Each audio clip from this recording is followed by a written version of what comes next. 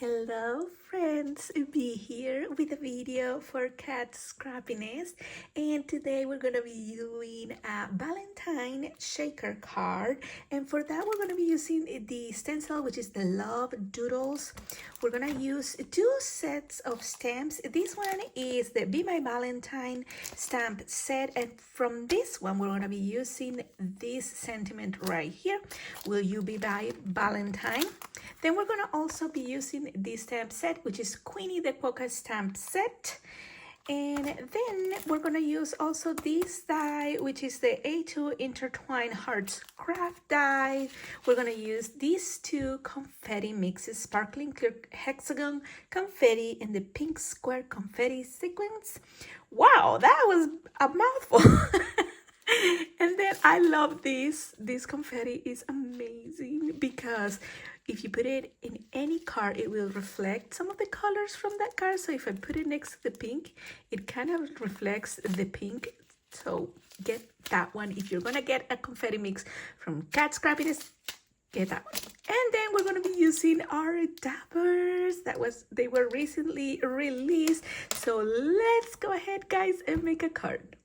So here I have a piece of cardstock that is an A2 size. I will cut it down a little bit after, but I am just placing here my stencil and making sure that it's secure to my mat here. And then I am going to be using 3 different pinks, and we're gonna use our dabbers, of course, and we're gonna work in a gradient. So from the darkest pink you have to the lightest pink you have, I will link in the comments, not in the comments, in the description box of this video. I will link some that Kat carries in her shop that you can use and work really well for this.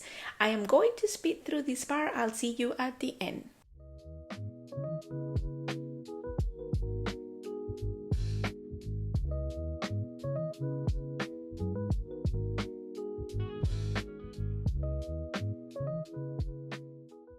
And here we're just gonna remove my magnets so I can remove my stencil, and voila, here is my background.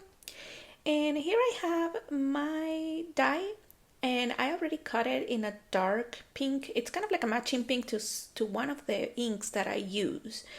And please, please, please don't throw away the negative parts of your die, because we're going to use them for the background. You could also just position your die and have this stenciling as your background, but I wanted my background to be the same pink, so I did that because I didn't want my sequins to get lost in the mix here. So I figure if I do the cardstock, you will actually see the sequins.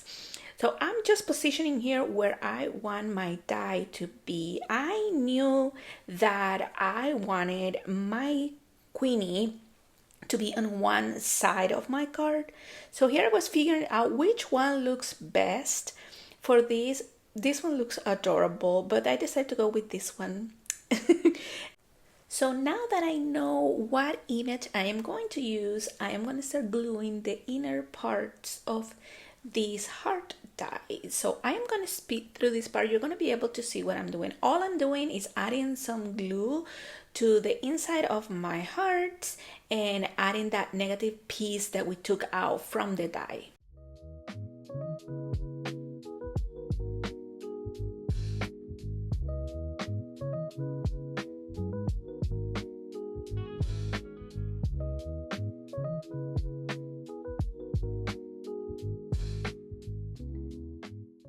Now I'm gonna set my card aside and we're gonna work on the die. I didn't want my heart to be so plain, so I grabbed a dark ink. It's a vintage color. It's actually walnut stain, and I am just going around the edges just a little bit.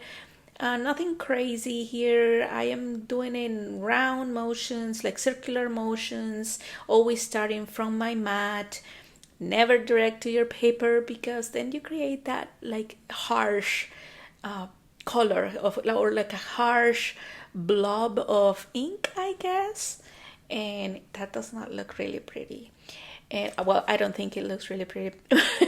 But here I am just adding some inks, and I am going to continue doing so around my hearts, and I'll see you at the end.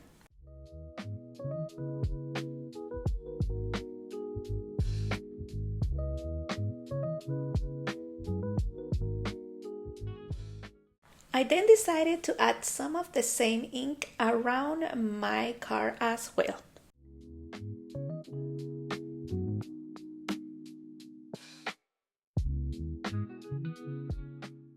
Here I have my piece of acetate, and I never do this. I usually add double-sided tape to my pieces, but I said, well, this is thick enough, it's like wide enough, so I'm just gonna add a little bit of glue to the middle and glue it down to my acetate. I am always a very messy person when it comes to glue and acetate. So I was so happy that this actually turned out okay. But I am just gonna go ahead and glue it down, and then I am going to set this aside, and I'm not gonna touch it because I need to cut around it, and I want to make sure that it is really glued down. And in the meantime, we're gonna go ahead and work on our image and color. Here I have my stamping tool, and I'm gonna go ahead and stamp Quinnie, and I am stamping on hammer mill. I think this one is 80-pound. I find that when I use the 100-pound for stamping and I don't have the outline dyed of the image and I have to fuzzy cut, it kind of sometimes tends to rip a little because I cut so close to my image. So I am just using the 80-pound instead for this one, and I'm using Memento Tuxedo black ink because I am coloring with alcohol markers. You can use any ink that you prefer that is safe for alcohol markers, and then you're not going to have a big old mess for your image. As always, I'm stamping twice. I like my lines to be crisp and beautiful. Here I'm gonna stamp my sentiment, and I have a tip for you when you're stamping sentiments. So I tend to have a heavy hand when coloring, when inking, when stamping always. So I have to be very careful with this. And my tip for you is, if that you have a heavy hand as well, just add some of that ink to your sentiment and then just lightly tap it. Don't do much. Just, you can do this stamping 3-4 times if you need to, but sentiment that has like harsh blob of the ink, like heavy ink, it does not look good to me. So I am learning, guys, still to have a light hand when I'm doing this. So all I do is just I tap it a little bit and I go back to my ink, tap it again, and that's how I get better result with my sentiment. And then here I am just coloring, which I am going to speed through this part, but you're going to see the markers that I'm using there on my trusty block that says marker being used, and then I will see you at the end.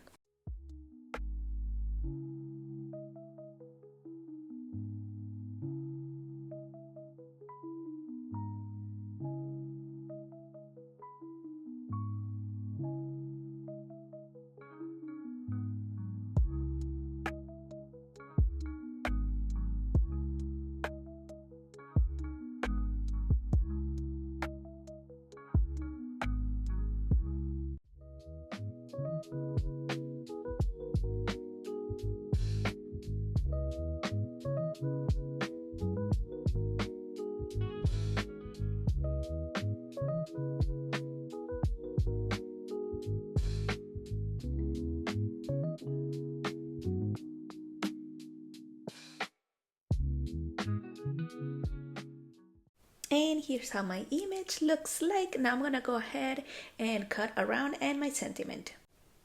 My sentiment and stamp done. Now I'm gonna go ahead and cut around my die because I know now that this is glued together.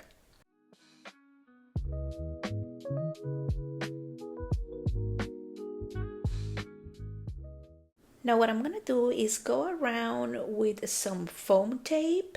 Here I have a tip for you. So I feel like I'm really good maneuvering the foam tape when it's this type of stuff.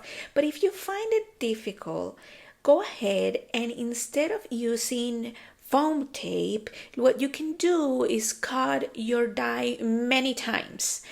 I would have cut this in white a few times, maybe 10 times, and glue them together on top of each other so it's thick enough so your sequence can move inside.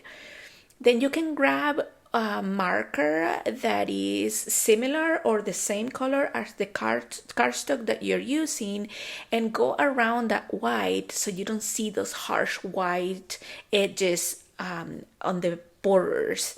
I'm gonna go ahead and finish doing this and come back and show you. Now it's time for adding some of my confetti mix, and I am gonna add some of these to the center of my hearts and then go ahead and add my die cut piece.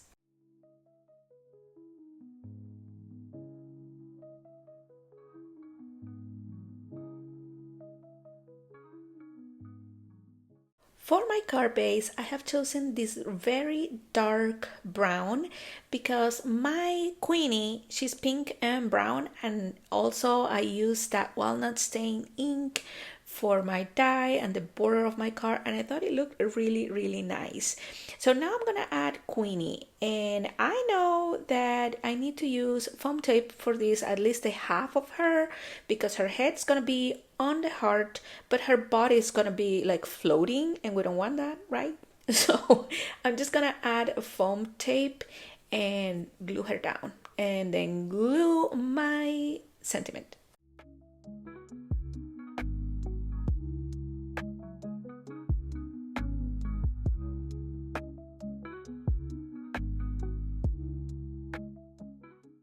For this part, I wanted to add some of the sequin mix outside of the shaker part as well. So here I was figuring out, does it look good with both of them outside? And because my stenciling is pink, the pink didn't look good, so I'm just using the other one. And here, make sure that when you're using the sequins, that the flat part of the sequins is towards your paper and not the concave part, I guess it's called. So your sequence can actually glue down. So I'm gonna speed through this part. I'll see you when it's done.